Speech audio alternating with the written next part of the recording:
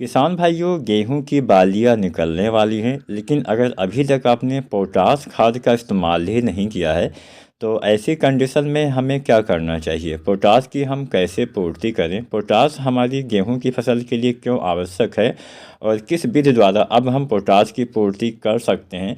इसके साथ साथ बालियां निकलने वाली हैं या फिर निकल रही हैं तो उस अवस्था में किन किन बातों का ध्यान देना चाहिए, कैसे हम स्वस्थ हेल्दी बालियां अपनी गेहूं में पा सकते हैं, कैसे हम अच्छी पैदावार गेहूं की फसल में ले सकते हैं।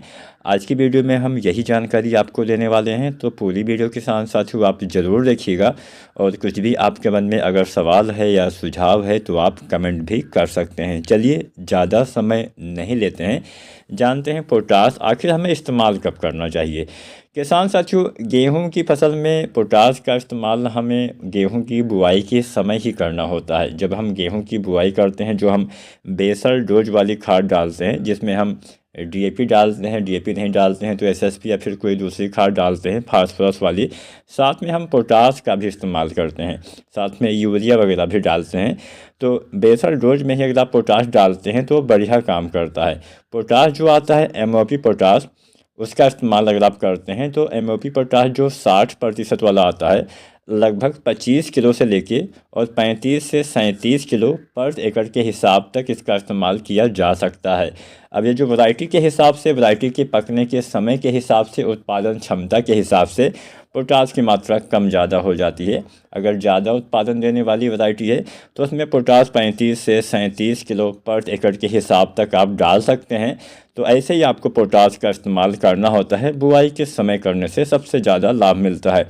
लेकिन हालांकि अब तो बुआई का समय निकल चुका है, तो ऐसी दशा में आप क्या करें। अभी हमारे बहुत सारे किसान साथी ऐसे होंगे जिनकी बालियां नहीं आई हैं और बालियां निकलने वाली हैं, फसल गबोट अवस्था के आसपास चल रही है, और अगर इस अवस्था तक पोटास नहीं डाला है तो सबसे ज़्यादा नुकसान होता है कि बालियां आपकी छोटी पतली कमज़ोर रह जाती हैं। बालियों के अंदर दाने उतना अच्छे हेल्दी नहीं आते हैं, मोटे वजनदार चमकदार दाने नहीं आते हैं, जिससे उत्पादन में कमी देखने को मिलती है। पोटास की कमी से बहुत सारे नुकसान आपको उठाने पड़ जाते हैं। सीधा सीधा उत्पादन में कमी देखने को मिलती है, तने भी कमज़ोर हो जाते हैं, फसल में बीमारी का अटैक ज़्यादा होता है। तो पोटास अगर आप न डाल पाए हो तो ऐसी दशा में क्या करें। सबसे पहले आपको क्या करना है कि तुरंत ही आपको एक एनपीके आता है जो 0050 के नाम से आता है, इसका इस्तेमाल आपको करना है। इस एनपीके में क्या होता है, इस एनपीके में 50% पोटेशियम यानी पोटास की मात्रा 50% और 17.5% के आसपास सल्फर भी पाया जाता है। इसके इस्तेमाल से पोटास की हालांकि संपूर्ण पूर्ति तो आप नहीं कर सकते, जो शुरुआत में देना चाहिए था वो आपको देना ही पड़ेगा, तभी पूरी पूर्ति उसकी हो पाती है। लेकिन ना डाल पाए हों तो ऐसी दशा में आप अभी सबसे पहला काम करिए, एनपीके 0050 का इस्तेमाल तुरंत ही कर दीजिए। 1 किलो से लेकर 1.5 किलो मात्रा पर एकड़ के हिसाब तक इसका इस्तेमाल किया जाता है। अब आप चाहें तो 2 बार भी इसका इस्तेमाल कर सकते हैं। एक बाली आने से पहले डाल दीजिए और एक बालियाँ निकलने के बाद इसका इस्तेमाल कर देंगे।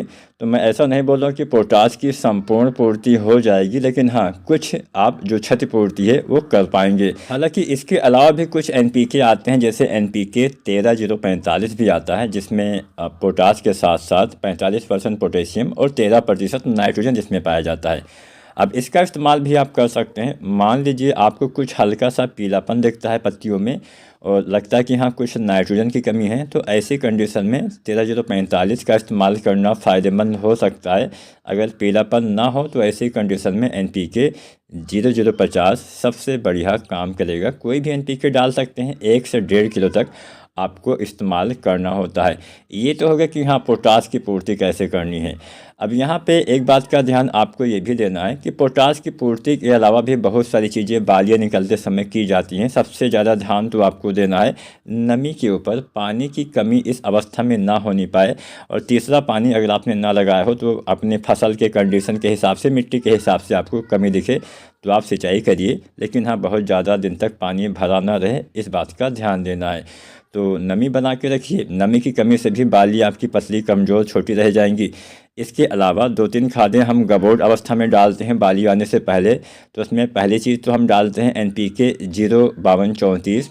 इसके इस्तेमाल से फास्फोरस के साथ पोटास की भी कुछ पूर्ति होती है। इसके इस्तेमाल से बालियों का विकास बहुत बेहतर ढंग से हो पाता है। तो यह NPK बालियाँ बनते समय आपको डालना है, ना कि निकलने के बाद। गबोट अवस्था में यानी गोब की अवस्था में, गाभे की अवस्था या गर्भावस्था जिसको बोला जाता है, उस कंडीशन में आपको 1 से 1.5 किलो 0.34 का इस्तेमाल करना है। साथ में बोरोन का इस्तेमाल करना है। बोरोन से परागण अच्छे से होगा। तो बोरोन लगभग 100 से 125 ग्राम, NPK 0.34 1 से 1.5 किलो तक आप इस्तेमाल करेंगे तो बढ़िया फ़ायदा आपको मिलेगा। अगर आप चाहते हैं कि और थोड़ा ज़्यादा आपको लाभ मिले तो आप 1-2 चीज़ों का इस्तेमाल अलग से भी कर सकते हैं। आपको लेना है जिंक। जिंक जो आती है, बहुत तरह की जिंक आती है। अगर आप चिलेटेड वाले डालते हैं तो भी ले सकते हैं। चिलेटेड वाली 12% वाली जो इरिट्रिया जिंक आती है, लगभग 100 ग्राम लेना है। और साथ में कुछ पीलापन है तो 1-2 किलो यूरिया मिला लीजिए और इसका स्प्रे कर दीजिए। इससे क्या होगा कि पौधे में भोजन का निर्माण बहुत ही अच्छे से होगा, जिससे बालियाँ आपकी स्वस्थ अच्छी आएंगी, दाने अच्छे आएंगे और दाने का भराव भी अच्छे से होगा। आप चाहें तो 33% वाला जिंक सल्फेट जो आता है उसका भी स्प्रे कर सकते हैं। उसके लगभग 700 ग्राम मात्रा लेनी है, साथ में 1-2 किलो यूरिया लेना है। या फिर आप चाहें तो जो 21% वाला जिंक सल्फेट आता है उसका भी प्रयोग कर सकते हैं। इसकी लगभग आपको 1 किलो मात्रा लेनी है, साथ में 1-2 किलो यूरिया लेना है। तो आप जिंक अगर आप स्प्रे करते हैं तो बढ़िया काम करता है, आपकी फसल में भोजन के निर्माण को बढ़ाता है, जिससे फसल में अच्छे से निर्माण होने से भोजन का पौधे में बालियों का विकास बेहतर ढंग से हो पाता है। आप चाहें तो कोई भी फंगिसाइड वगैरह भी अपने फसल की आवश्यकता अनुसार प्रयोग कर सकते हैं।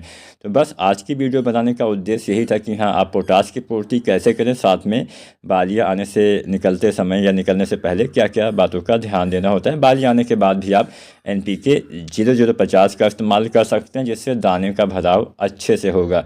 वीडियो जानकारी पसंद आई है तो लाइक शेयर करें। चैनल को सब्सक्राइब नहीं किया है SRJ खेती चैनल को सब्सक्राइब करें। धन्यवाद।